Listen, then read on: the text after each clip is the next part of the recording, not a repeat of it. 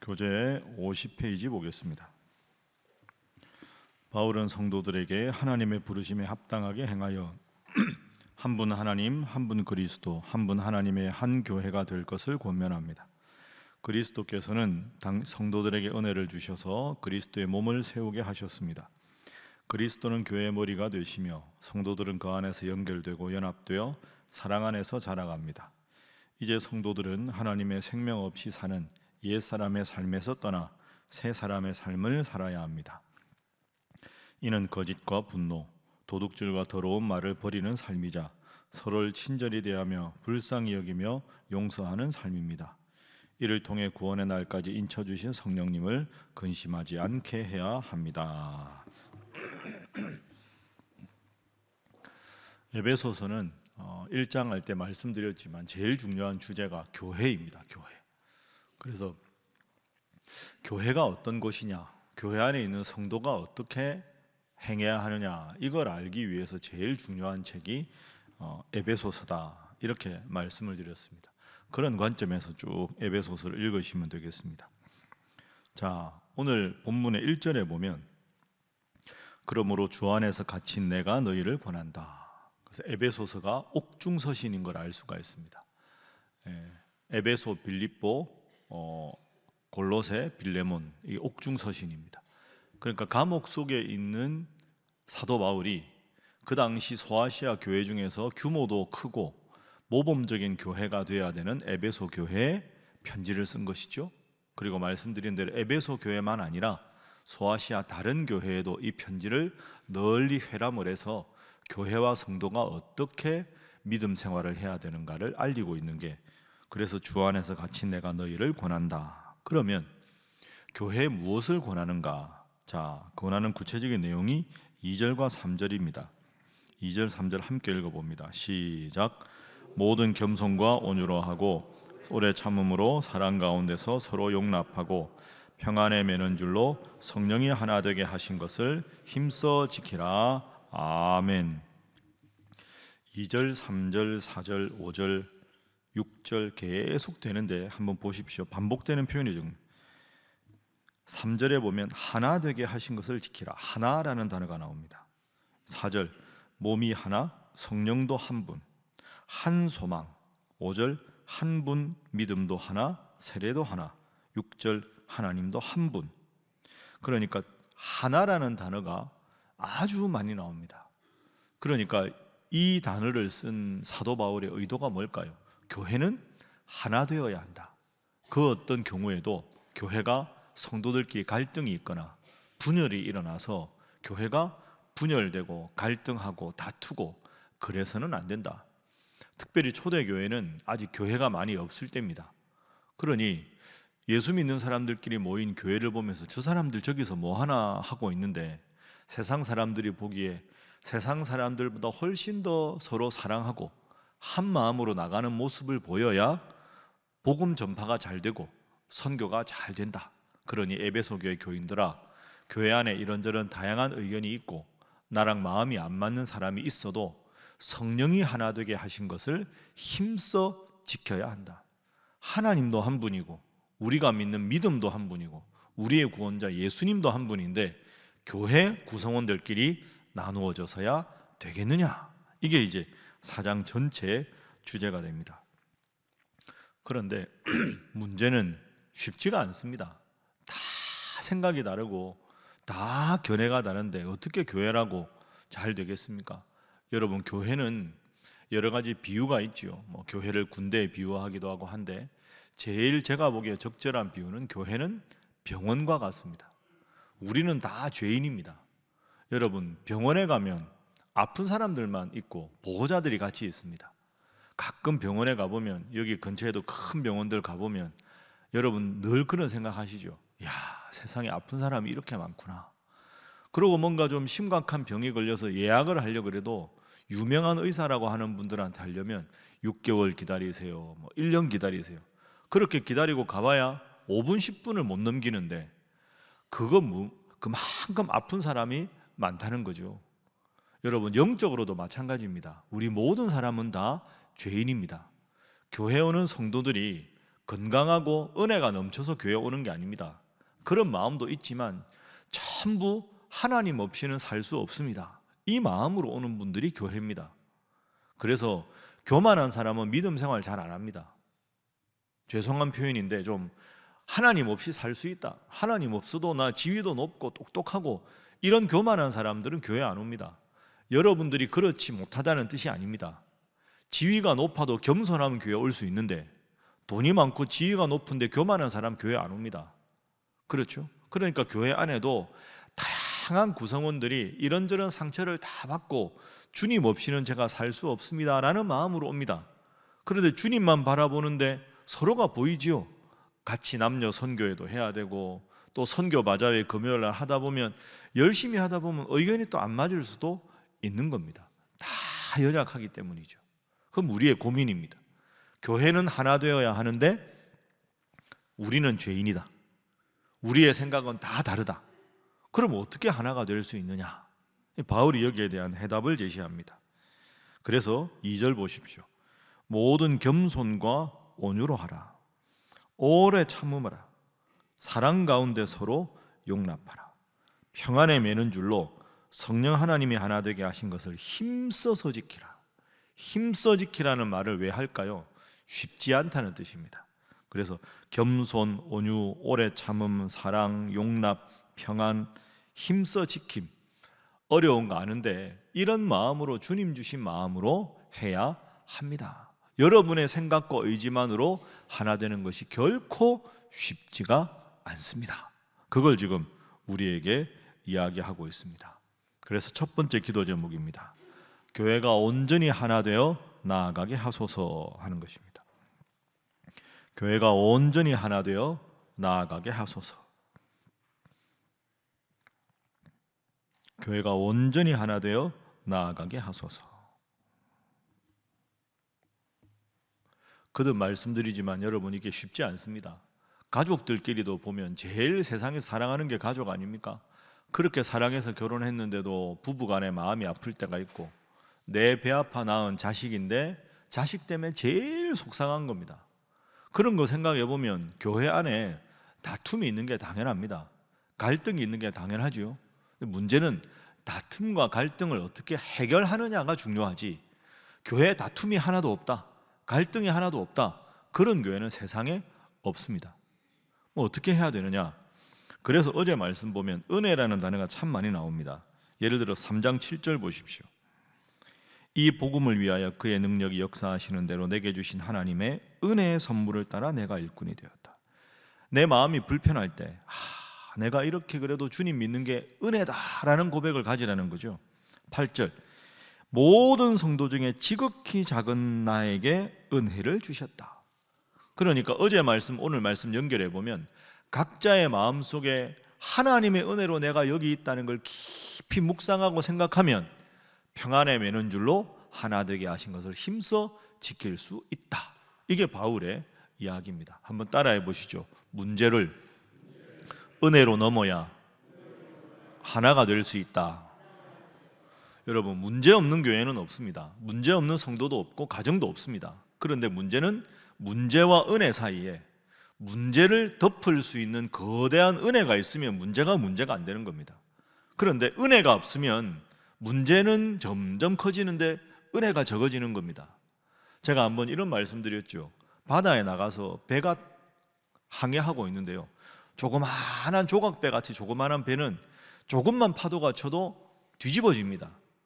조금 큰 배는 조그마한 파도에는 괜찮습니다. 제일 좋은 건 뭡니까? 초대형 크루즈가 되는 겁니다. 그게 쉽게 말하면 은혜입니다. 내 영적인 분량을 크게 만들어서 그 어떤 파도가 와도 너끈히 이길 수 있게 만들어야 합니다. 하나님, 파도 치지 않게 해주십시오, 내 인생에. 그런 날은 평생 안 온다니까요. 그러면 파도 같은 문제가 와도 그 문제를 겉들이 넘어설 수 있도록 내 은혜의 배의 용량을 크게 만드는 겁니다. 그래야 모든 갈등이 해결됩니다. 어렵습니다. 그래서 새벽에 말씀 붙잡고 기도하는 것이 필요합니다. 여러분, 여러분의 인생에 크고 작은 어떤 문제가 와도 은혜로, 압도적인 은혜로 문제를 넘어서서 늘 주님 주시는 평안함으로 살아가는 여러분이 되시고, 가정이 되시고 우리 신일교회가 되기를 주님 이름으로 축복합니다. 그러면 어디까지 교회가 나아가야 되느냐? 교회도 목표가 있을 거 아닙니까?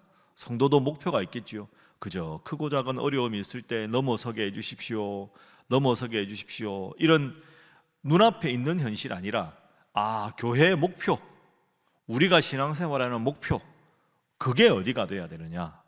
그 지향점이 뒷부분에 나옵니다. 자, 11절부터 보겠습니다. 교회 안에 보면 어떤 사람은 하나님께서 사도로, 어떤 사람은 선지자로, 복음 전하는 자로, 목사로, 교사로 삼았다. 왜 교회 안에 다양한 직분이 있느냐? 성도들이 서로를 섬겨서 온전하게 하고 봉사의 일을 하여 그리스도의 몸을 세우려 하심이라. 그리스도의 몸이 뭡니까? 교회였죠. 그러니까 교회가 하나 되어서 잘 가기 위해서 다양한 지체들이 있다. 13절 함께 읽어봅니다. 시작. 우리가 다 하나님의 아들을 믿는 것과 아는 일에 하나가 되어 온전한 사람을 이루어 그리스도의 장성한 분량이 충만한 데까지 이르리니 아멘. 그리스도의 장성한 분량이 충만한 데까지 이른다. 이 말은 어린아이가 아니라 점점 아이가 키가 크고 골격이 튼튼해져서 장성한 어른이 되는 것. 그러니까 교회도 초보 신앙에서 그냥 이렇게 겨우겨우 하는 신앙이 아니라 교회가 점점 성도들이 믿음이 좋아지고 교회가 든든히 서가고, 그래서 이 교회 이름으로 더 다른 큰 일을 할 수 있는 때가 와야 한다. 그 지향점이 15절입니다. 목표. 자, 15절 함께 읽습니다. 시작. 오직 사랑 안에서 참된 것을 하여 범사에 그에게까지 자랄지라. 그는 머리니 곧 그리스도라. 아멘. 범사에 그에게까지 자라라. 그러니까 주님의 몸으로서 주님을 닮으려고 노력하는 성도가 교회가 되어야 한다. 그는 머리니 곧 그리스도라. 그에게서 온몸이 각 마디를 통하여 도움을 받음으로 연결되고 결합되어 각 지체의 분량대로 역사하여 그 몸을 자라게 한다. 사랑 안에서 스스로 세워간다. 그럼 교회의 목표, 우리 성도의 목표는 뭘까? 주님을 닮을 노력을 최대한 해서 내 모습을 통해서 범사에 그에게까지 자랄지라. 내 모습을 통해서 주님의 사람의 모습이 저런 거구나. 교회가 하는 일을 통해서 주님이 주인 되신 교회는 저런 교회구나.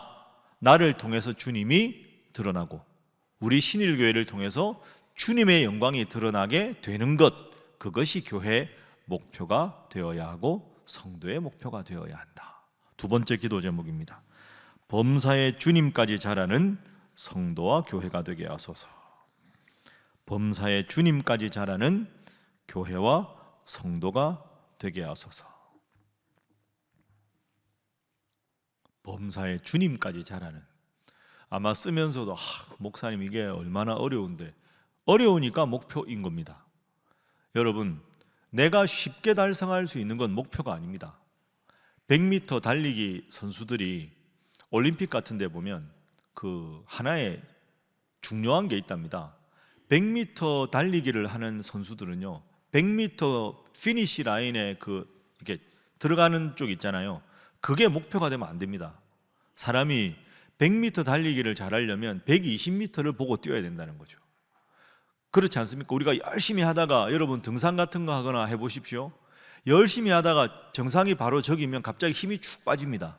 막 올라오다가 아이고 다 왔다 하고 긴장이 쫙 풀리면 갑자기 허리도 아프고 무릎도 아프고 겨우겨우 그래도 끝까지 이를 악물고 가자, 속력은 떨어집니다. 100m 달리기를 하려면 100m를 보는 게 아니라 120m를 보고 전력 질주해야 마지막에 긴장이 풀리지 않는다는 거죠. 교회가 주님 닮는 교회, 내가 주님 닮은 사람, 어렵습니다. 그러니까 바울은 목표로 제시하는 겁니다. 그냥 오늘 하루 행복하게 살자, 어제보다 죄 조금만 덜 짓자, 이렇게 생각하면 나도 모르게 스스로의 영적인 게으름을 합리화하게 되고, 그렇게 살아가다 보면 성숙한 교회와 성도가 되기가 어렵다는 거죠. 그래서 나를 통해서 오늘도 주님께서 영광을 받으시고 우리 신일교회가 하는 선교 바자회나 앞으로 예배나 그 어떤 모든 것을 통해서 우리 주님께서 영광 받아 주십시오. 이렇게 간절히 기도하고 노력해서 여러분과 교회를 통해서 주님이 드러나는 우리 성도가 되고 교회가 되기를 주님 이름으로 축복합니다. 그러기 위해서 매일매일 노력해야 될 것, 목표를 딱 잡았는데 그 목표를 위해서 매일매일 구체적으로 실행해야 되는 실행의 중요한 포인트가 하나 있습니다. 그 바울이 맨 마지막에 제시합니다. 여러분 잘 아는 말씀. 자, 22절부터 보죠. 여러분 외우는 분들이 많을 겁니다. 22절부터 24절 함께 읽습니다. 시작. 너희는 유혹의 욕심을 따라 썩어져가는 구습을 따르는 옛사람을 벗어버리고 오직 너희의 심령이 새롭게 되어 하나님을 따라 의와 진리의 거룩함으로 지으심을 받은 새 사람을 입으라. 아멘. 유혹의 욕심을 따라 썩어져가는 구습. 아유, 이 정도 죄는 다 짓잖아, 이건 괜찮아 하면서 적당하게 핑계대고 죄 짓지 말고 유혹의 욕심을 따라 썩어져가는 구습을 따르는 옛사람은 다 벗어버리고 오직 마음을 새롭게 해서 하루하루 매일매일 하나님 앞에 새로운 사람으로 살아간다. 한자에 일신우일신이라는 말이 있지 않습니까? 날마다 새롭고 또 날마다 새롭고 매일매일 주님 앞에 조금은 더 나아지려고 노력하는 삶, 옛사람을 벗어버리고 새 사람으로 살아가는 삶, 그것을 매일 노력하라. 그렇게 노력을 해서 구체적으로 그러면 새 사람은 어떤 사람이냐? 마지막 31절 32절 모든 악독과 노함과 분냄과 떠드는 것과 비방하는 것, 이게 옛사람이 추구하는 것, 그것을 모든 악한 의도와 함께 버리고 새 사람, 서로 친절하게 대하고 불쌍히 대하고 서로 용서하고 그것을 하나님이 우리를 용서하신 것 같이 하십시오. 그게 새 사람입니다. 오늘 하루 살아갈 때 옛사람의 모습을 벗어버리고 나를 통해서 주님의 사랑이 드러나고 서로 용서하고 사랑하고 관용하는 새 사람으로 살아가시기를 주님 이름으로 축복합니다. 세 번째 기도 제목입니다. 옛사람을 벗고 새 사람으로 살게 하소서 하는 것입니다. 옛사람을 벗고 새 사람으로 살게 하소서. 하루아침에 안 됩니다. 그죠? 끊임없는 연습과 끊임없는 훈련으로 가능합니다. 그래도 이 새벽에 여러분 영상으로나 교회 예배당에 와서 말씀을 듣고 다시 기도하고 다시 결단하는 것, 이것이 아름다운 일입니다. 매일매일 나는 나의 변화를 느끼지 못하지만 다른 성도들이나 다른 분들이 보기에 저분 예수 믿고 점점 더 좋아지시는 것 같아, 이런 평가를 분명히 받게 될 겁니다. 옛사람을 벗고 새 사람을 입어서 범사에 주님까지 자랄 수 있는 그 일을 위해서 열심히 기도하고 성령 충만한 우리 신일의 성도들과 교회가 되기를 주님 이름으로 축복합니다. 기도하겠습니다. 하나님, 저희들은 다 죄인입니다. 죄인은 저희들을 오늘도 예수님으로 이름으로 기도하게 해주셔서 감사합니다. 성령의 하나 되게 하신 것을 힘써 지키고 겸손하게 내 자존심 내 생각 다 내려놓고 하나님의 영광과 교회의 덕을 위하여 나를 내려놓을 수 있는 새 사람 되게 하여 주시옵소서. 범사에 주님에까지 자라는 저희들 되게 하시고 우리 신일교회가 행하는 모든 예배와 모든 사역을 통하여 주님께서 영광 받으시고 빛으로 소금으로 세상 사람들에게 선한 영향력을 끼치는 우리 교회 되게 하여 주시옵소서. 하나님, 금요일에 선교 바자회가 있습니다. 이 일을 위해 수고하는 여전도 회원들 특별히 함께 하시고 영육간에 지치지 않고 은혜로 모든 것 잘 감당케 하여 주시며 더불어 온 교회가 보내는 선교사로서 파송받은 선교사님들 위해서 간절히 기도하고 그분들을 위해서 더 힘써 돕는 그 일을 결단하는 기간 되게 하여 주시옵소서. 함께 기도합니다. 주여 믿습니다. 주여 믿습니다. 주여 믿습니다.